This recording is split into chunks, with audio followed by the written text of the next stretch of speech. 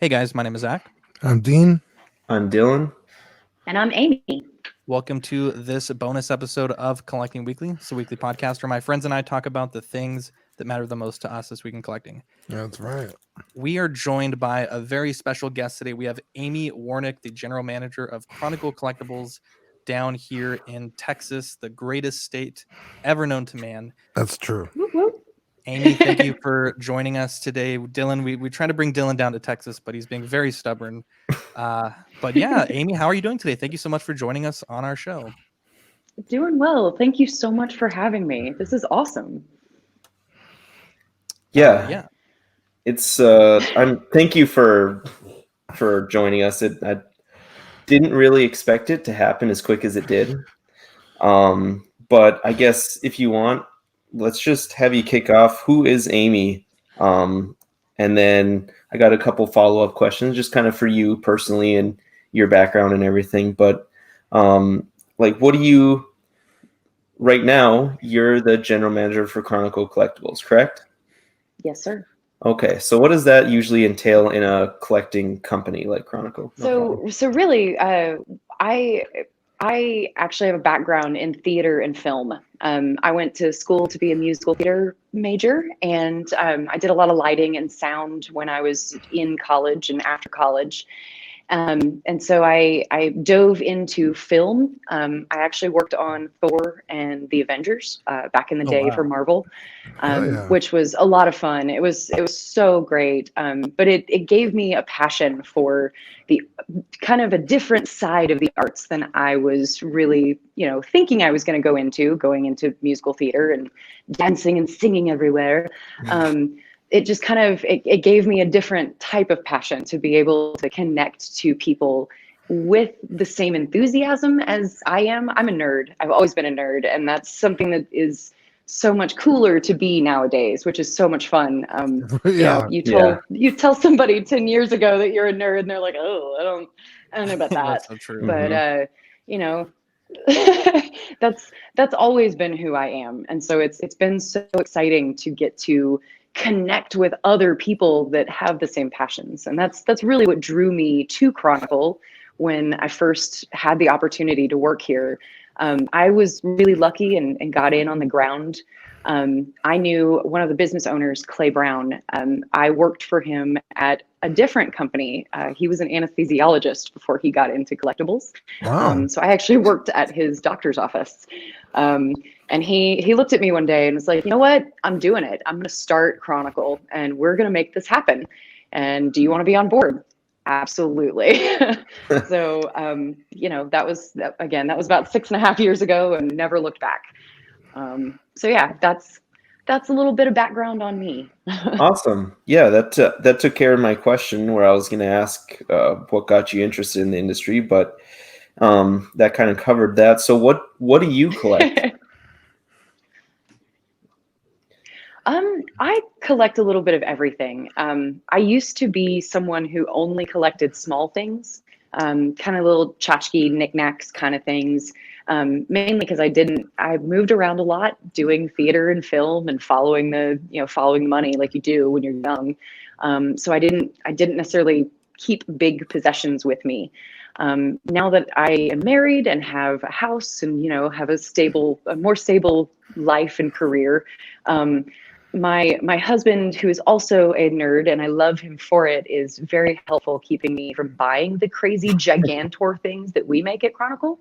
I will tell you the Breakout Raptor that I've got sitting behind my head right here is one of my favorite things that we've ever come out with. And my husband has already told me, fine, if you want to spend your $500 on that one, I will allow you to bring that home. So this is finally getting to a point where I can, get the bigger and bigger statues. One of these days I'll have my nerd cave.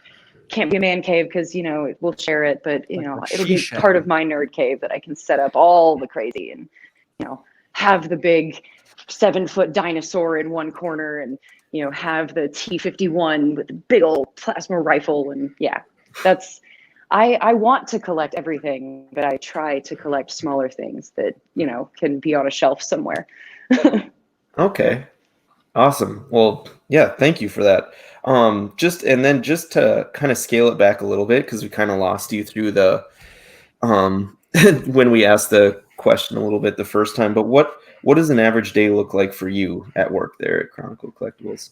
Um, my average day is probably the least consistent than anybody in our job. Um, Especially right now with all the things going on, we're a little discombobulated. But before COVID, um, my normal day would pretty much consist of starting with checking in with production and making sure they don't need anything from me, and then kind of checking in with our 3D team, our 3D printers, our shop. Um, and then most of what I focus on is, kind of more of the businessy side of things, the licensing. I'm the contact with all of our licensed studios, video game companies that we work with. So I'll go through and do our product approvals and that kind of stuff. Um, you know, in the time frame right now, we're just starting quarter 3 of 2020. So a lot of that is doing financials and forecasting and royalties and all the paperworky stuff that goes into the business. That's not the fun part to talk about, but Well, it's the necessary evils of everything.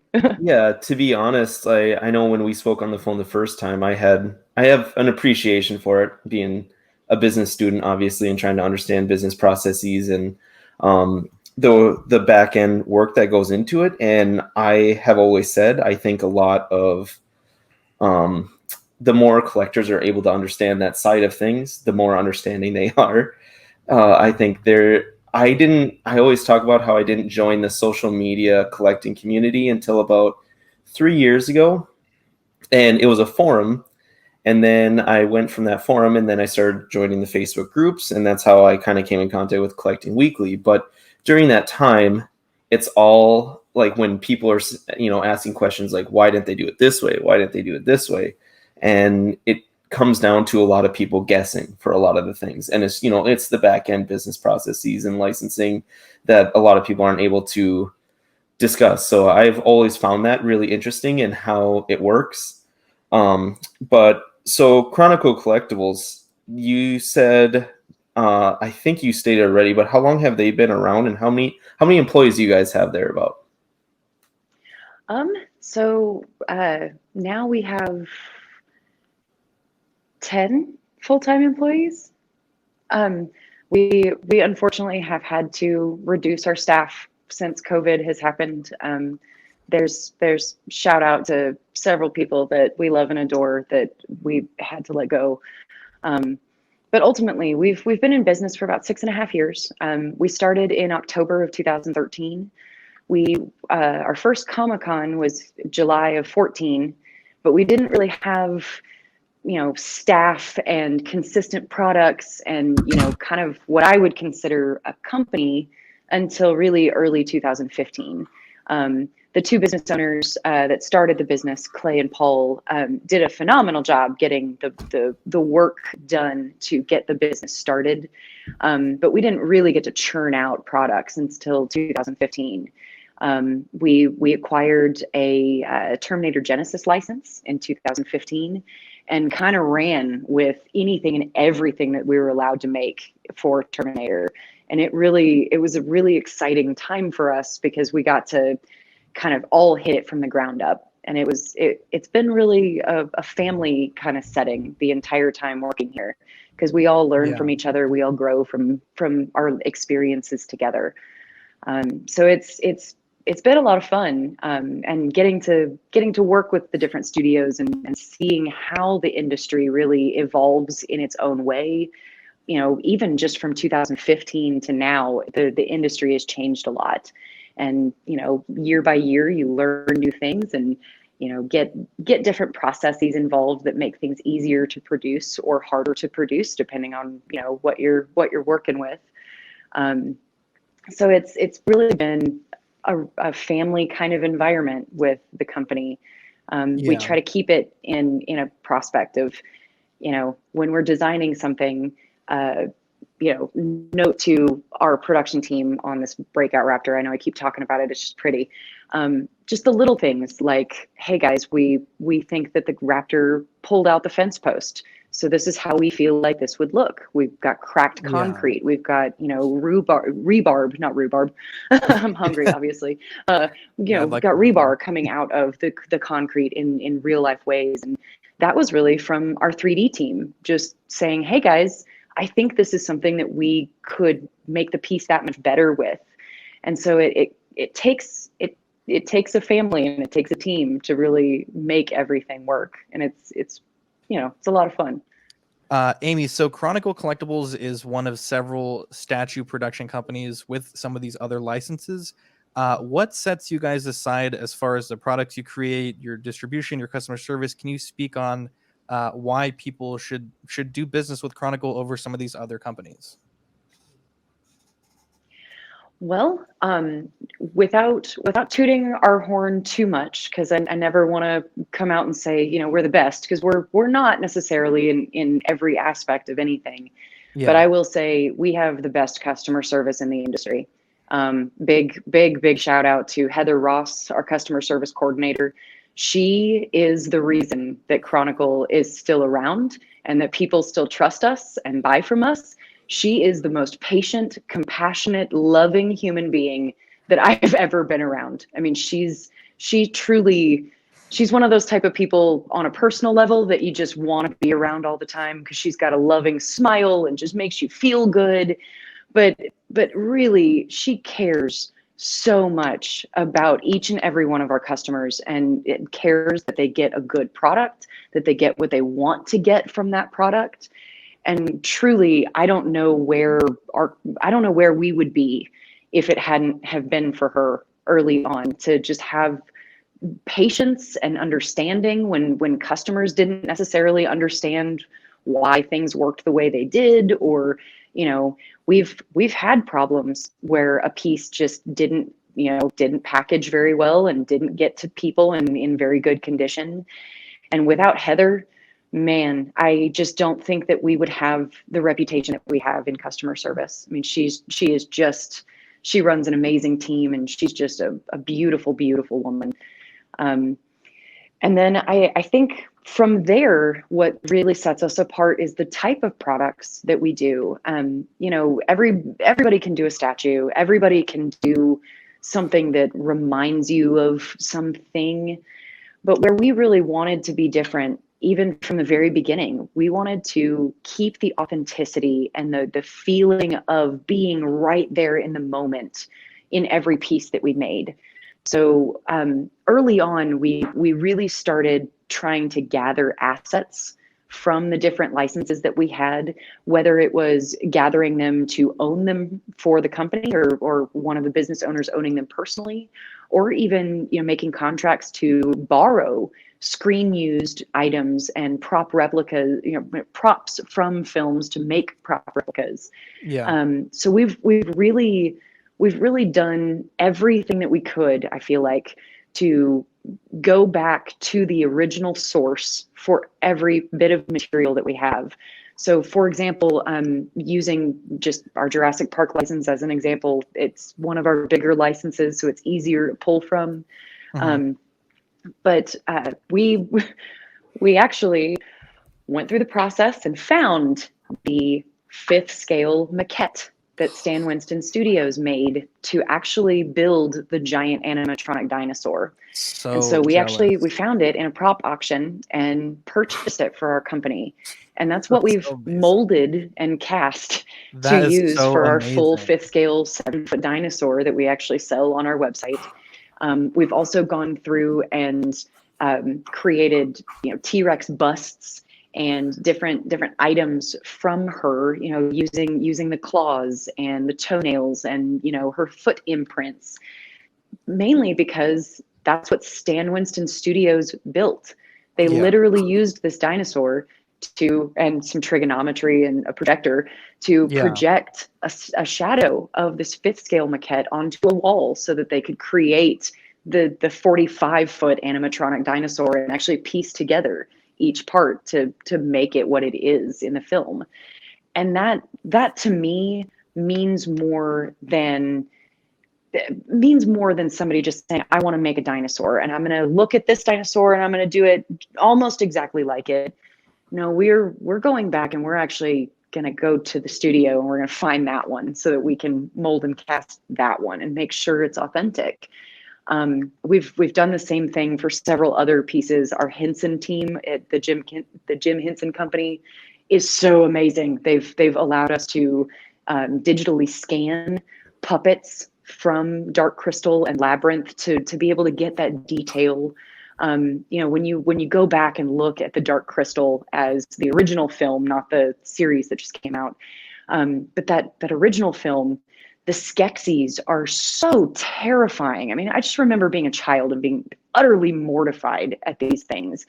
And you find out that they're like 8 feet tall and they had to cut rivets into the set so that the puppet masters could walk underneath with these giant costumes. And, there's something different about getting to experience all of that within a statue as opposed to, oh, I'm just looking at it and I'm seeing these wrinkles and these folds.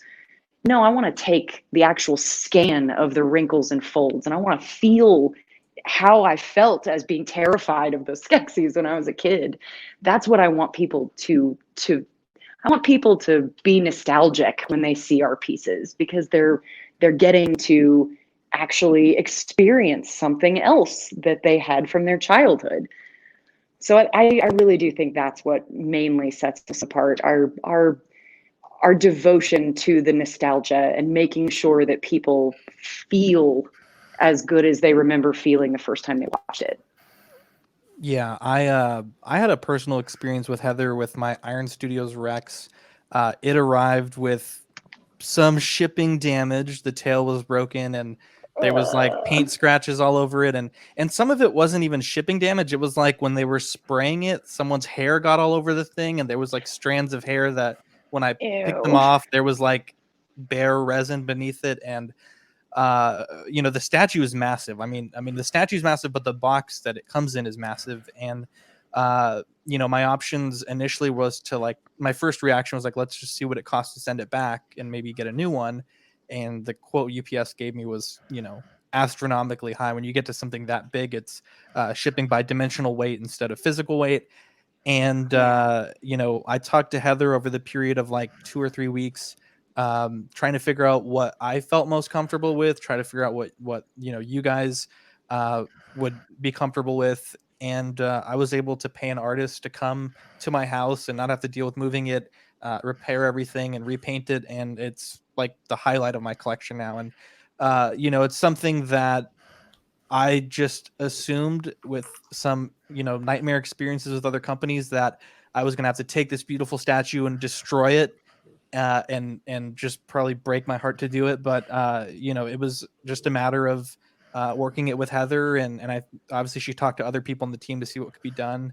And it's really, like I said, the highlight of my collection. And that's not an experience that others haven't had. I know going on the statue groups, people that have dealt with Heather have nothing but nice things to say about her. So definitely big shout out to her there. Yeah, but that's insane. I can't believe that you guys got the actual 5th scale maquette. That's like, if I won the lottery tomorrow, the first thing I would buy is your 5th scale Rex. It is one of the greatest statues. How big is that?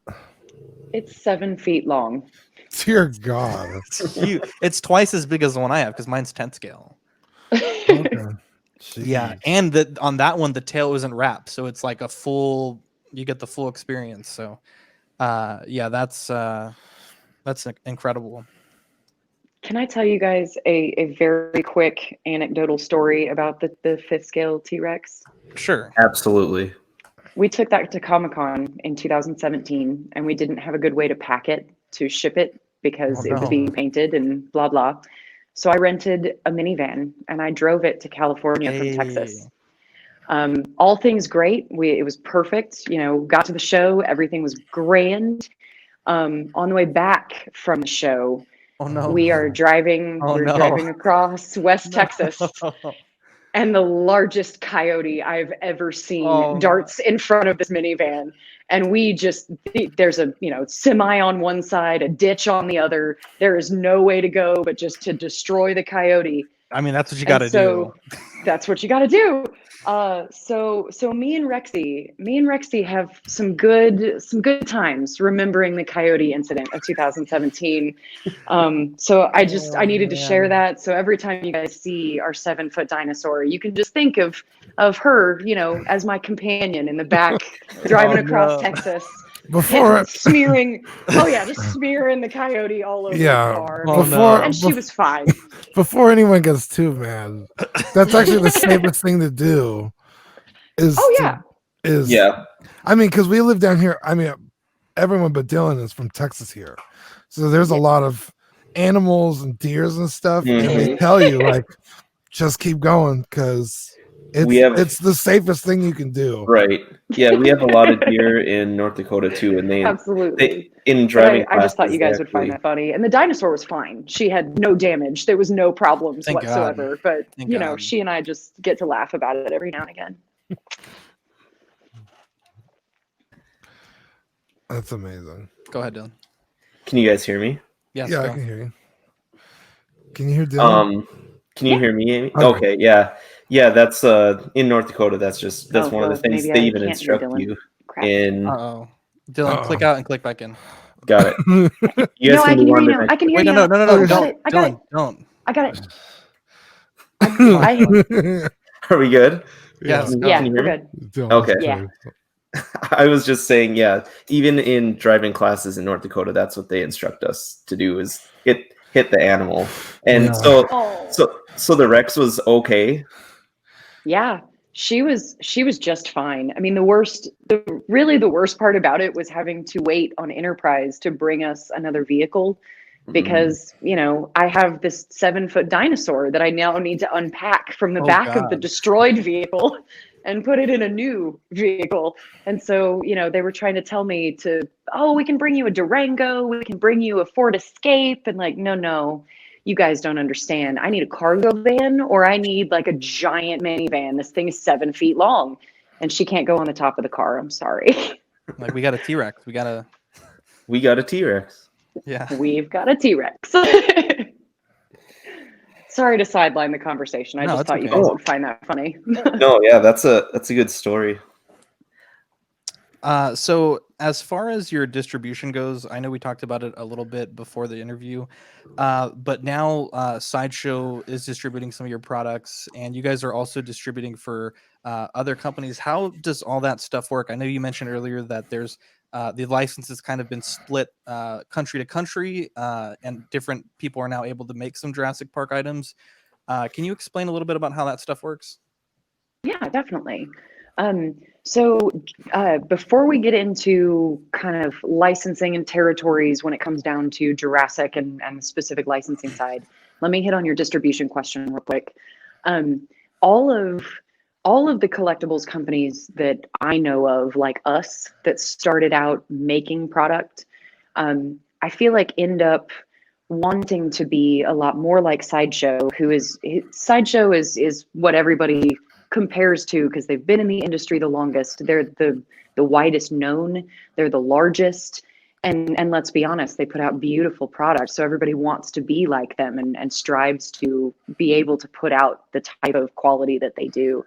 But Sideshow kind of broke the mold, 10 years ago, 15 years ago, because not only did they make really beautiful stuff, they started importing really beautiful stuff from Hot Toys and, all of these other Weta Workshop from New Zealand and, all of these other places that we couldn't necessarily get items that were gigantor from Australia, New Zealand, Japan.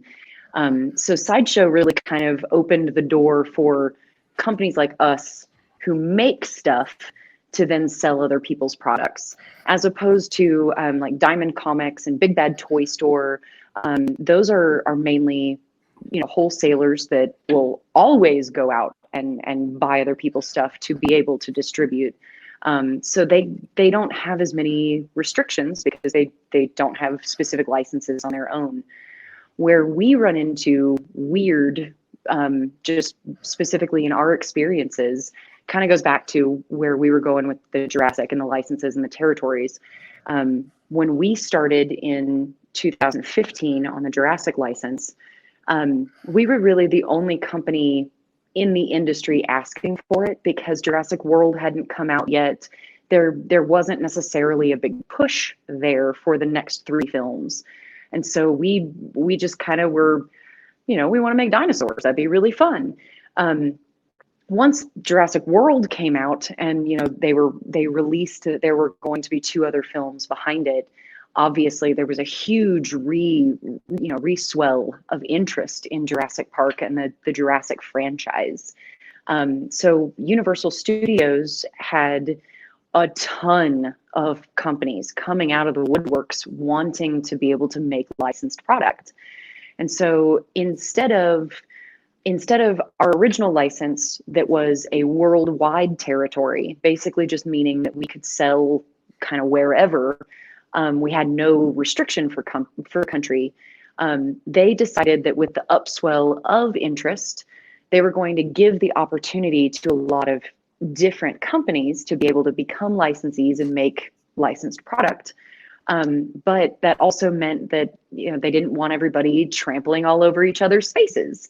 So they did what we kind of call in the industry, carving out the territory. And they basically said, okay, Universal America, you get to choose your licensees and you get to, tell them where they can sell. I'm Universal Japan, so I'm going to get with Prime One, and Prime One's going to make really beautiful Jurassic Park stuff. And then, in Europe, well, we can go get our own licensee.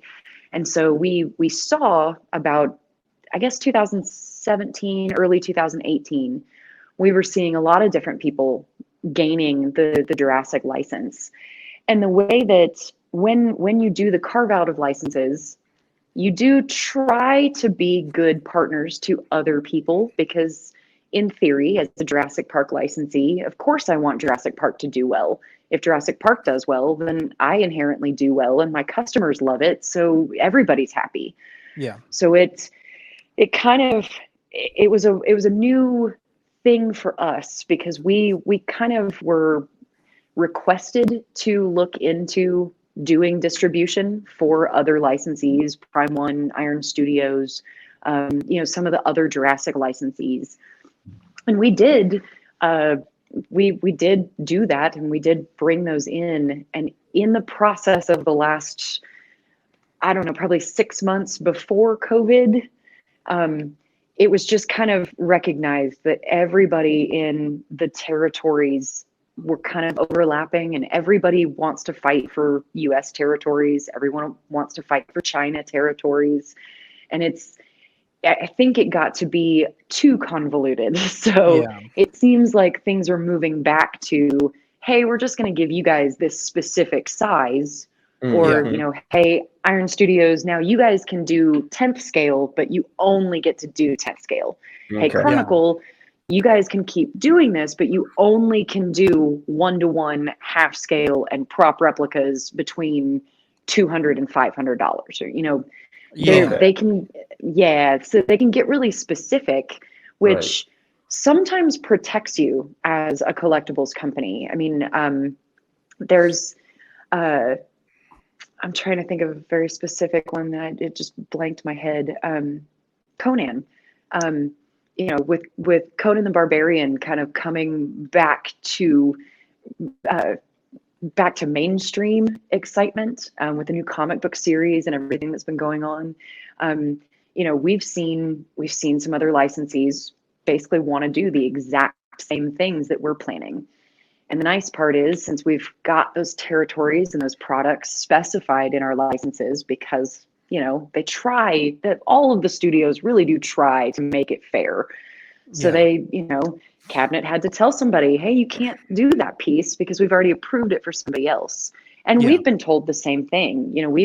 We've been told that, hey guys, we can't let you do that T-Rex because, hey, somebody else is doing that one. No problem. It is, it's always kind of fun to see what other people come up with, but it's always disappointing too when you get beat to the line with something that you thought was a really cool idea. Mm-hmm. It happens a lot in our circle. It Yeah. does. It does. It's a small world inherently, though, so Yeah. it's bound to happen every now and again. Yeah, and I can see that with the age of collectors now. I can see that license, like for Jurassic Park, for example, really growing recently. Yeah. But so how much, I guess, going into the manufacturing side of things, how much does that manufacturing statues differ from manufacturing 1/6 scales or life-size props? And I would say 1/12 scale figures, but we're not able to discuss that right now. But the difference between all of them, I guess, what's the best way to explain how tough it is with all of them?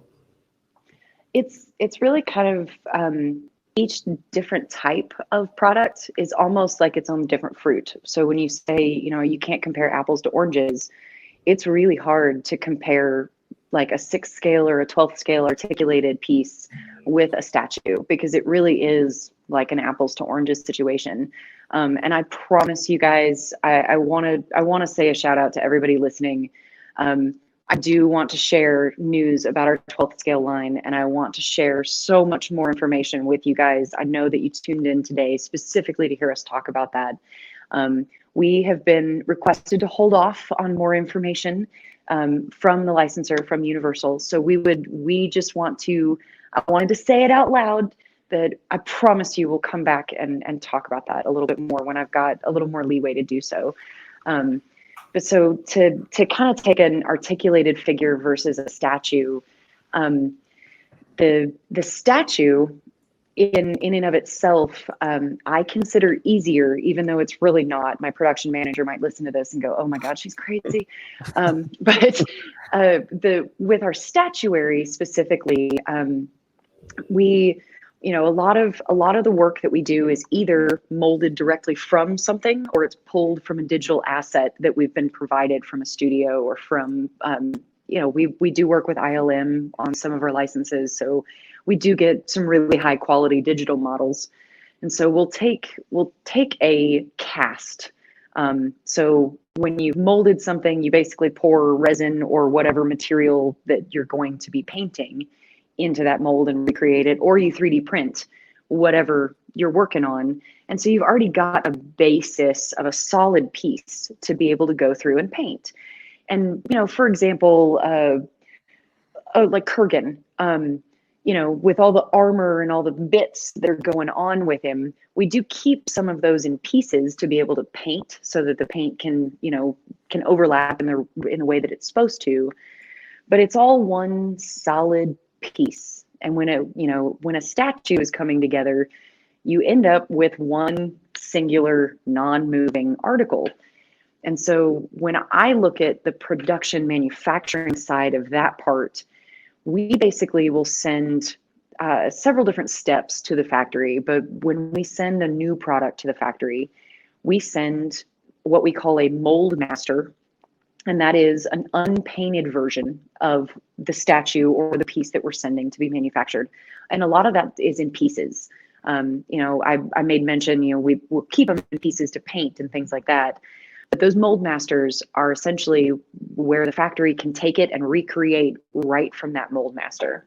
Yeah. So, when we're doing a statue, it's that kind of laid out. And so we're sending a mold master, we're sending a paint master, we're sending photos, and a factory can line all those up and kind of look at it pretty easily. With an articulated figure, with the 6th and 12th scale figures that are on the market right now, those highly detailed, superposable, real clothing kind of figures, there are tons of different things that go into it on top of all of the steps that you already do for making a statue, because you're already making the statue. You've got to do all the same parts of that.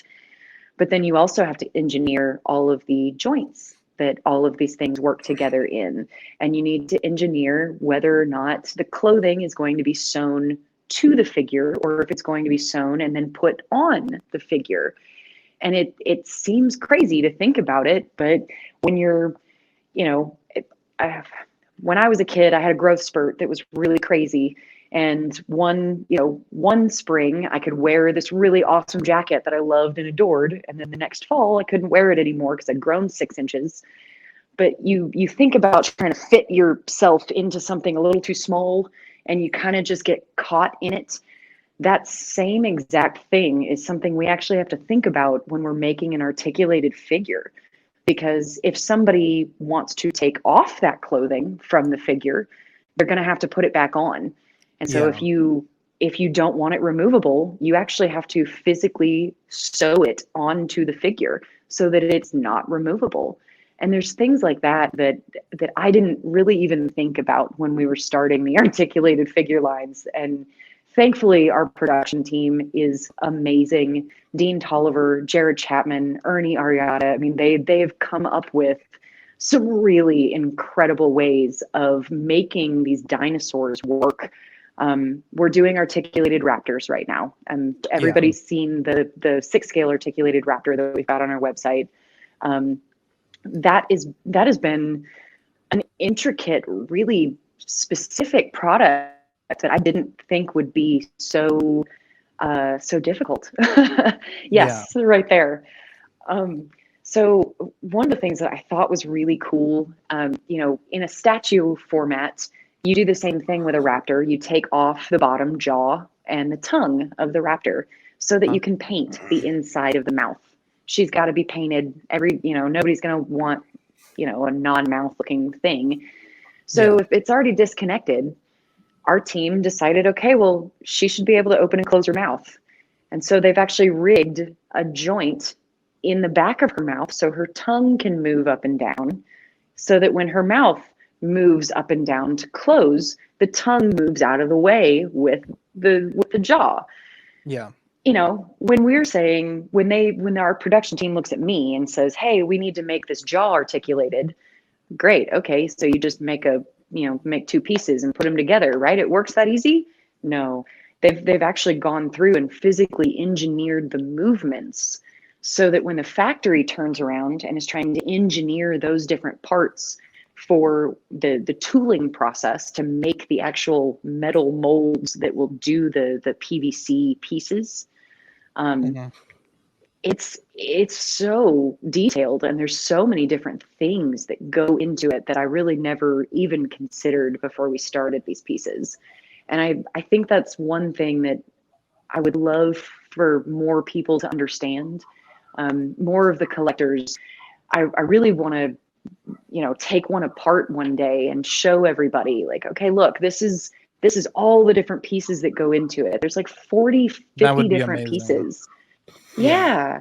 And as far as going from a master copy, like you said, and sending it to a factory for production, I've heard the term, I believe on your live streams, like a counter sample being sent to you guys and being shown. How involved is that process to go from the master to the, I guess, like the reproduction that people will get? Do you guys actually go to the factory, or do you just send them like detailed instructions? Like, how do you get from the masterpiece that is the prototype to the production sample, and what level of quality losses is, I guess, somewhat acceptable for a master to a actual produced piece? That's a really good question. So we generally expect, we expect from our factories at least 85% of our prototype. So when we send a paint master, we try to go super, super detailed, because we know, things are gonna have to be simplified when you're making a run of 1,000 T-Rexes. Exactly. Yeah. They can't take 2 weeks to paint it like our prototype painters can. Yeah. So we expect our prototype painters to paint it to the nth degree of detail, because we basically won't accept a counter sample that's not at least 85% of our paint master. And so the process involved with that, and I'm so glad you asked about the counter sample, because I don't think a lot of people realize what that is and what takes so long sometimes. When we send our masters to the factory, they take those mold masters and then they try to recreate the prototype that we've sent them. And without the step of the countersample, you would probably wind up getting things that were just a little off all the time. The countersample is really specifically for the factory to say, okay, here is our proof of concept that we can produce what you sent us. And we've been really lucky. I think there's been only one piece in the entirety of our time that was so off of our paint master that we actually moved it to a different factory. And that was a long time ago. No, no. It was well, one, it was the Sid Mead blaster. And is that the one that was the 2D to the 3D? Yes. Oh, yes. okay. Yeah, Adam Savage just talked about that one. It's incredible. Well, and that has been, I'm so sad to say that is almost ready at the second factory that it was at. Yeah. We should be shipping that very, very soon. And I'm so excited to see it completed, because we legitimately spent probably 6 months going back and forth with the first factory, and they just couldn't ever get it right. I mean, it was flimsy. It felt like a 1999 Mattel toy that you would go pick up on a Target shelf. Oh, no. And that's just not one that is not up to snuff for Sid Mead. That's not up to snuff for Blade Runner. That's, it's got to be more substantial than that. So we pulled it from that first factory and sent it to the one that produced it this time. And, we're very happy with that. But that countersample is so important because of that. I mean, that particular example, if a factory sends us back a countersample that looks 85% or above, we'll sit and pick it apart. And because there's always some minor detail that our painters or our sculptors knew to look for that maybe we didn't point out, or maybe the factory just missed that tiny detail. There's always a little bit of something that you just need to say, okay, we need to make sure this is good. But when we get that countersample, if it's beautiful, if it's perfect, or if it just needs a couple of different notes, we make those notes, send them back to the factory. If it's something really, really minor, like, hey, just make sure that that's actually a nostril instead of, a sealed over hole, fine, we can just do that in pictures. But if it's, a really specific change, something like our RoboCop bust, our 1-to-1 RoboCop bust, we just didn't really like how the mouth turned out. And so we re-sculpted it entirely and actually had them send us a second countersample so that we could see that major change in it. So sometimes we have them remake a countersample, sometimes not. The cute little raptor hatchling, I think we went through 5 different countersamples to make sure, everything was correct in the way that we wanted it. And that's really small. It can be anything small, like, hey guys, I want the raptor hatchling to be able to be removed from the base. And I just, I want it to be something that you can cosplay with and walk around with. Yeah. Well, the first time they did that, they had a pin, like a key at the bottom of the egg that would stick down in the base. And so, it removes from the base just like we asked, but I don't want somebody to have to carry around something protruding from the egg. I'd rather have the key go the other way. And so, you've got a little hole that the magnet sits into, but you can still take it off the base and carry it around. And so it can be, things that are fairly simple. We just want to see it physically again before we say, yep, we're going to pay you to go forward with the production. And we want them all to be this. Yeah. So really the countersample stage is so very important. And I know we don't always make it as important as it should be, probably.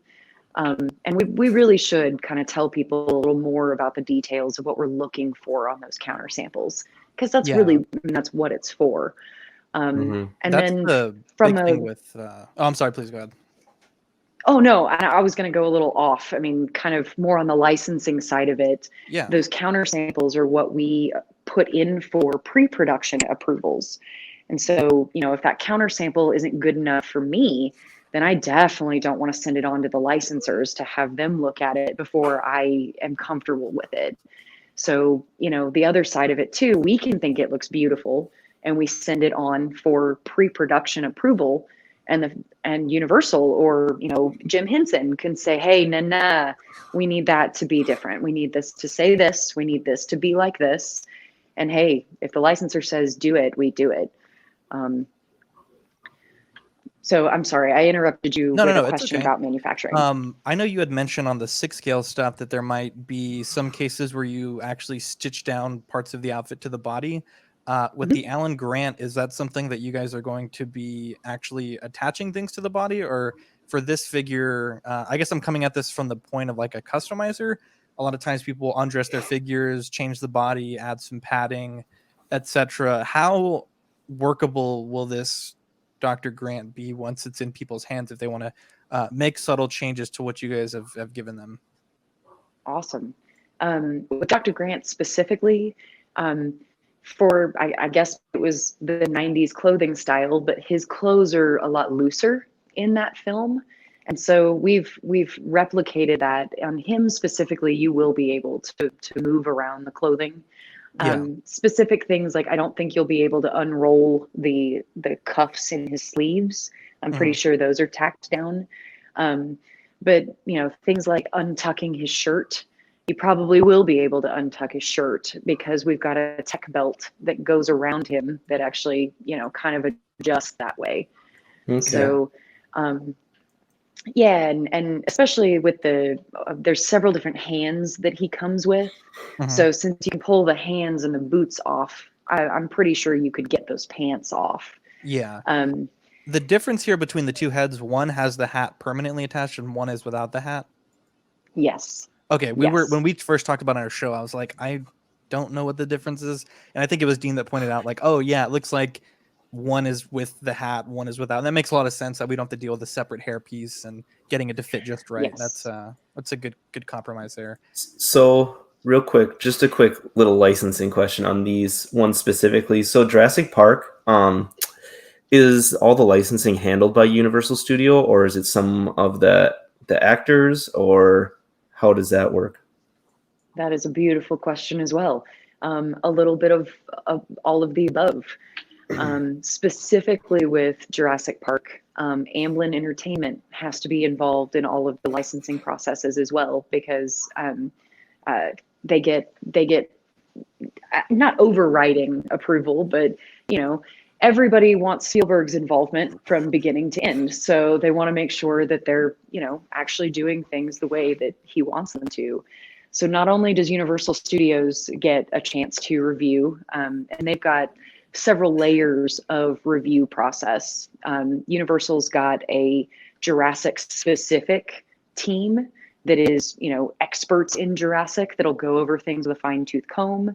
And then they've got a compliance team and a legal team that'll go through and just kind of make sure there's not anything crazy. One specific example of that is the Barbasol partnership. I don't know if you guys know this. The prop master did not ever ask permission to use a Barbasol can in Jurassic Park. And so when that was used and became a super well-known prop in the film, Barbasol got a little bristled because they didn't get asked, they didn't get royalties, they didn't get anything. And so, that was kind of a hush subject when we first got the license. It was like, hey, can we do the cryo can? They're like, yeah, no, we're not gonna do that. And thankfully that has obviously changed. You guys have our cryo can up there. So that thankfully has been worked out, and Universal did that with Barbasol. They're all kosher. Yeah, everybody's happy. So it's been a lot of fun. But with Universal, they've got several different layers because it's a big old license. It's a really popular brand. And then Amblin takes a look at it. And I can't tell you whether or not Mr. Spielberg actually looks at all of our products himself, but he probably has a team of people that know what he likes and what his stipulations are. So they have a chance to go through and approve it. And then it comes back to us with notes and everything like that. And then to put on top of it, when you involve an A-list actor, difference between Jurassic Park and Jurassic World. Jurassic Park, filmed in 92, hit theaters in 93. It wasn't as popular back then to do rights for your likeness and do what we call merchandising rights for actors specifically. But fast forward to 2016 in Jurassic World, Chris Pratt is a pretty well-known actor, and he wants to make sure that he's not looking all crazy in, action figures and things. Yeah. So, and I just use Chris Pratt as an example. He's been amazing to work with, and his team is so amazing. Thank you, thank you, thank you. I don't want to say that incorrectly because they were super awesome to work with.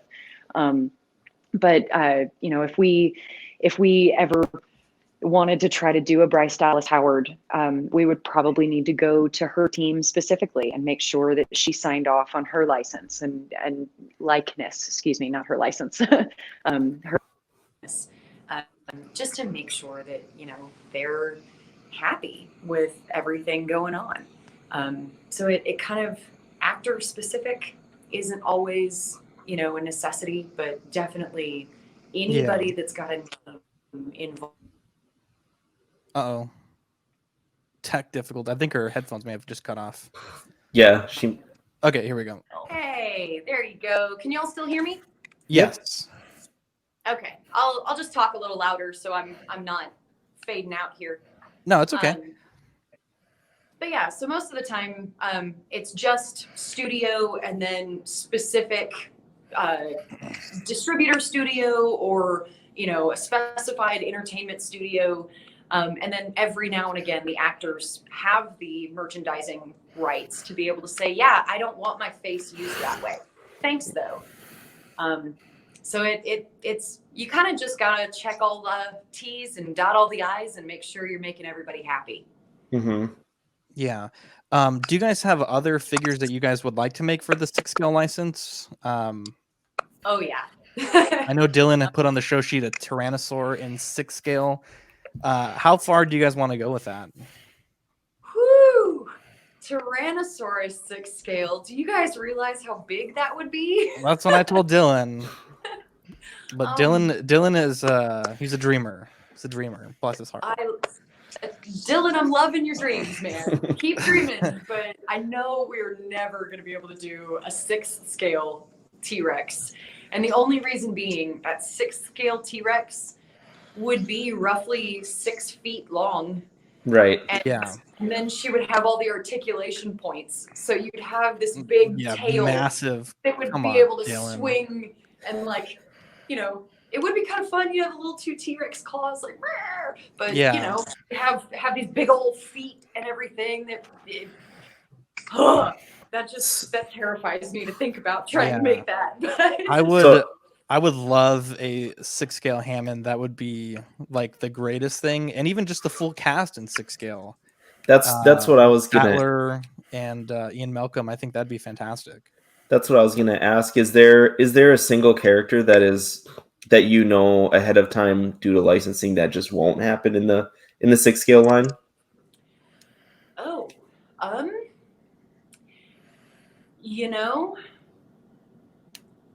don't know. I don't think there is an actor, or I don't think there's a character that we would be stipulated against doing. It would really more be if we felt like we could justify the sales, and then we would just have to make sure, like specifically, I know with David Attenborough, you do need to do something for him. And I don't know that it's specifically like go to his estate and say, may I do this?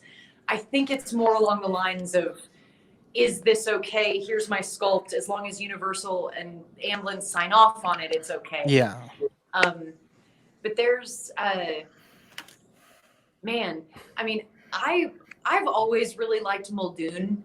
I think he's a really interesting character. Yeah. And there's not as much development of him in the movies as there is in the books. But I just think he was such an he's such an interesting character that I really would be excited to do him in 6 scale. I don't know if he is, a popular enough character. Also from the Lost World, Roland Timbo. I'm Oh not my sure. goodness, yes. Yeah, the Yes. weird B-list characters. I would want stuff like that in my collection. So, I'm hoping that maybe that is how we can go about and do 12th scale and make all of those Yeah. full, character lines. But specifically, what we've really more talked about with the articulated stuff is what dinosaurs we can get away with. Mhm. The other side of doing Jurassic Park in an articulated format is mainly, Hot Toys, Sideshow, they start with an M, and I'm not trying to forget you. You have amazing product. NECA, sorry. Yeah, Mhm. So, there are some amazing articulated figures out there, but they're all people. And to Yeah. be really honest, we know that we're probably not going to come out of the gate having as amazing quality of a 6 scale person as a Hot Toys figure. But I Yeah. can guarantee you that our dinosaurs are going to be amazing. Yeah, I know Dylan's really Really, excited for that. I'll admit, Amy, I came out and said that I would have paid any amount of money you guys would have asked for that. That was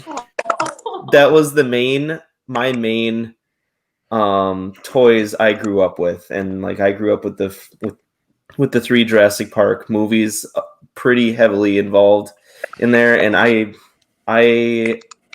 had just waited this long. So I guess that kind of goes back. Why do you think that you guys are the first ones to come up with the 6 scale, high-end 6 scale? Is it some of the challenges that involves doing a high-end Velociraptor, and which is probably much different than let's say like a human figure? Yeah. That really is boiling down to complexity and the amount of money that you want to throw at it. So when you're working with people, there are a plethora of different bodies that you can source for 6 scale and 12th scale for people. That is very true. Yeah. So, you basically find the factory partner that you want to work with, and you get their bodies, and you basically use what they have available to you already. And we can't do that with the animals. And it makes it that much more complex, but it also, I don't know that there's ever really going to be a good format to use a generic creature, because even if we build the inner working and the tooling for the Velociraptor, Yeah. the Velociraptor isn't even going to move the same as the Dilophosaurus. And so we really don't feel like we are going to be able to use a lot of that positioning even across the whole dinosaur line. So I think really the big challenge is that, if you're not going to throw yourself into Jurassic Park like we are and go, yep, we're going to do dinos, and we're going to do articulated dinosaurs across the board. If you're only wanting to do 1-2 a year tops, then okay, fine. Maybe you just don't do the creatures, because it's that much harder to do the inner workings of all of it and make it all move. Okay. So I really think it's probably been, hey, we can make so much more money over here by doing this thing, or we could try to see if we can make this thing work. And to be honest, the way we looked at it was, if we're not going to do it, nobody's going to. Right. And so one, we're fascinated by it. 2, we want to do it. But 3, again, if we don't do it, I don't know that somebody else will. And man, I want a posable raptor. I want a posable Dilophosaurus. I want a posable compy, man. Like a little compy that I can have like running up and attacking people. That would be amazing. I think that would be awesome. So I really think it's been I feel like if Hot Toys wanted to do it and wanted to take on the challenge, they would do it really, really well because they're amazing. Yeah. I just also think they probably just don't want to try. They probably just Yeah. don't want to have to deal with it all. Yeah.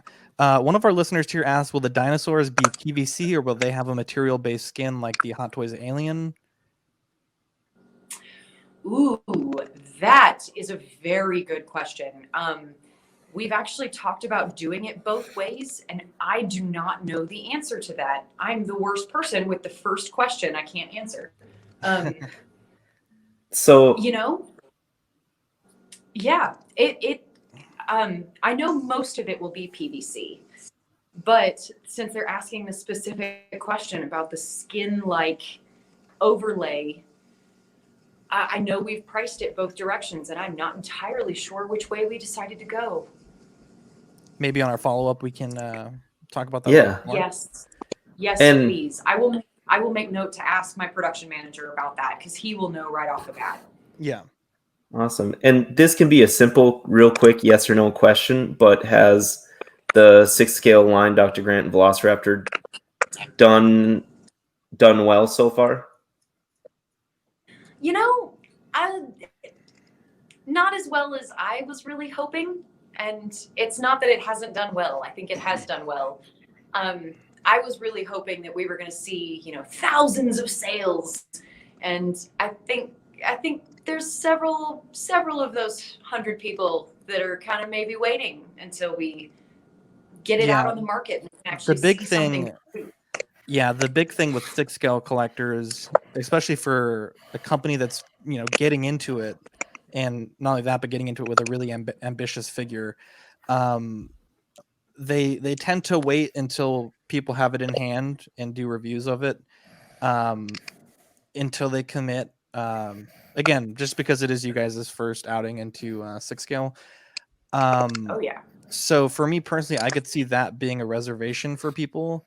But I think it looks fantastic. I know the prototypes look really good. The paintwork looks really good, but as far as whether that'll translate to the release product, that's like the big thing. From talking to a lot of people in 6 scale, they're just like not really sure if they're going to commit to the price point, without seeing it in hand first. So what tends to happen from what we see is like when things don't get pre-ordered, they don't get produced as much, and then once it comes out, if it's fantastic, the secondary market price just skyrockets because everyone's trying to get in on that figure. Yeah. Yeah. So Yep. hopefully that doesn't end up being the case. You guys did announce last week the Breakout Raptor. Do you want to talk a little bit about that one? I think that's one that you're really excited about. I am. I really, really like this piece. This is a statue. So it is not articulated, but one of our things that we talked about was kind of what puts us apart is we like the authenticity of everything. And so when we were talking about something new and exciting and something different that we could put out on the market right now, we kind of were tossed back and forth with maybe trying to do an herbivore or, some kind of other exciting scene. But our chief 3D artist, Dean, kind of said, hey guys, what about when the raptors break out of their pen? We don't see it in the movie, but everybody knows that it happens. What if we tell that story? And it's just been a really exciting, cool thing to be able to create an off-camera scene from the film. Not only was Universal really excited about this, we actually we've worked with a guy named Glenn McIntosh that works for Industrial Light and Magic, the EFX or the FX company that works on the Jurassic films. Glenn was the designer for the animatronics for the I-Rex. He did all of the I-Rex design. And so he helped us do our final battle I-Rex T-Rex fight. And so when we came up with this Breakout Raptor idea, we reached out to him and said, hey, Glenn, what do you think about this? We think this would be a cool pose. And Dean and Glenn got to kind of working their magic and came up with this really awesome pose that you see her in. You almost can feel that she and her sisters have just clawed their way up the wall, ripped that bracket down, and Clever Girl is sitting there right up on top, like, yep, okay, coast is clear, ladies, let's go. And it's just a really neat in-world piece for me, and something just different that we haven't done before. I love everything about this. It's fantastic. And I think the sign here on the left, is that a Chronicle exclusive pre-order bonus? It is, and I should have said something about that, but that was such a cute little, I don't know, kind of last minute thought from us of just, hey guys, we should probably make this look like some part of the Raptor pin. And I honestly don't even know who came up with the no photography, no feeding the animals thing, but that cracks me up so much. I mean, when we first started talking about this, it was just going to be the little paddock sign, and it was very simple. And then I saw these photos come out for our website. I'm like, oh yes. Yeah, that's from they actually made those no signs for the actual set. So those are from the films, but they're hilarious. Like, who would in their right mind go up there and try to feed like a tyrannosaur or a raptor? Exactly. What scale is this in? It is about 9th scale. Okay.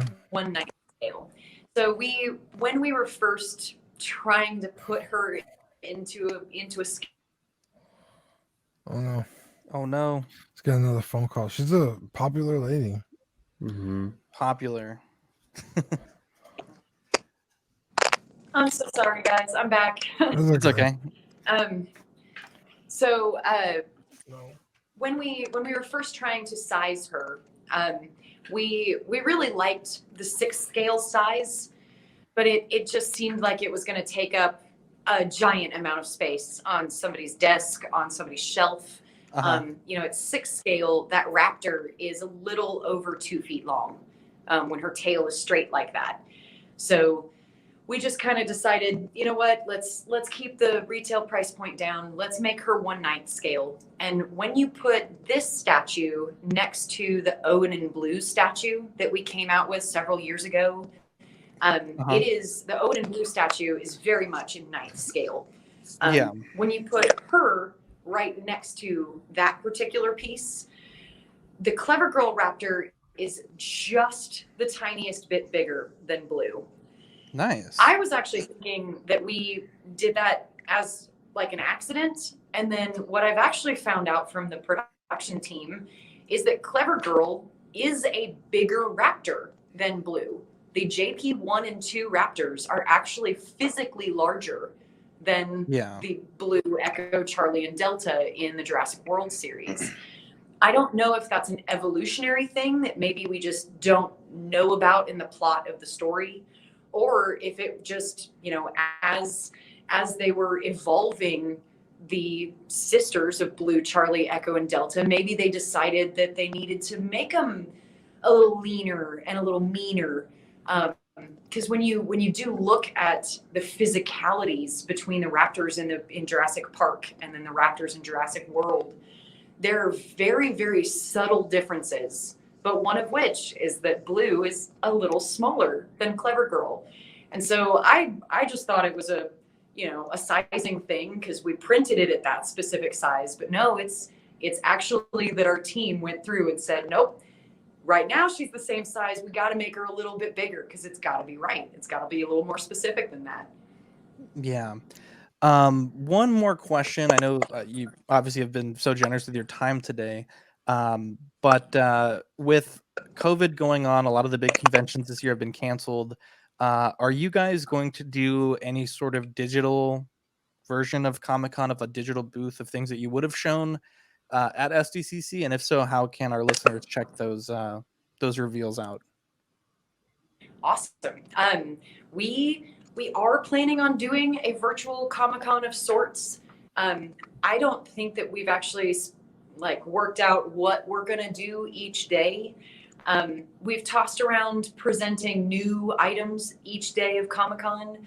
We've also kind of discussed doing full wraps of different items during Comic-Con that people may not have seen yet. You know, again, we're really hoping that the Sydney blasters are going to be on the water by that point, so we would be able to talk about that particular final sample that we've gotten in. We're expecting the counter sample for the Enterprise D pretty much any day now.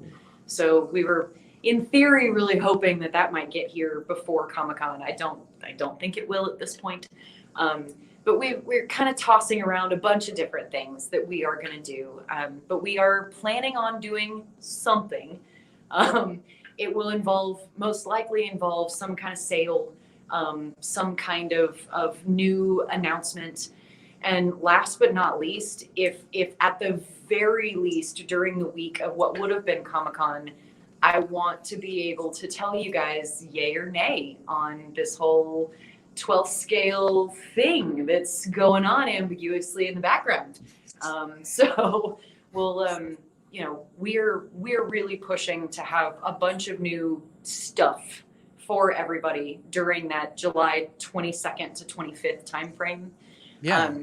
But everybody really will be, once we solidify things, and that should be a meeting that we have tomorrow anyway.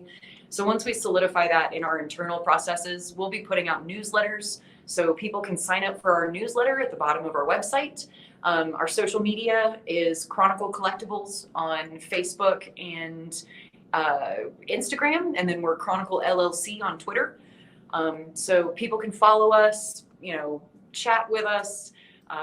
We got all kinds of crazy, but we'll have some exciting things the week of Comic-Con to make up for the fact that we can't be there for everybody like we have been in the past. Yeah, well, definitely. Hopefully, we can get you back on around that time. We'll have some big news to share, and hopefully, at that time, we can talk more about the 12th scale stuff that we weren't able to talk about today. But yeah, guys, check them out. ChronicleCollectibles.com. They're headquartered here in Texas, so obviously that means they're good people. And Amy, again, big thank you for coming on our show. If we wanted to send you guys like a swag bag, can we just send it to the, like, is there a special address that you can send me? We can send you a little thank you package. Yeah, and vice versa. We'll get on email and do Yeah, that. So okay, we can cool. send you guys a little swag bag too. Yeah, Thank just you send me so like a much for 5th having scale me on. Rex. You know, I mean, it's He's got one. I need one. No, I'm just kidding. No. Yeah, we'll definitely exchange pleasantries via email, and definitely if we can get you on during SDCC week, that'd be fantastic. And again, thank you, Dylan, Dean, and Amy for joining us today. Zack, Dylan, Dean, thank you so much, guys. I appreciate it. Thank you, Amy. Dean, we need a good old bye from you, Dean. Oh, your mic is muted. Oh my God! I was like, oh, thank you so much for coming on. Yeah, I saw you talking, and I was like, what is going on? Sorry, I didn't want my dog making any noise. All right, guys, bye.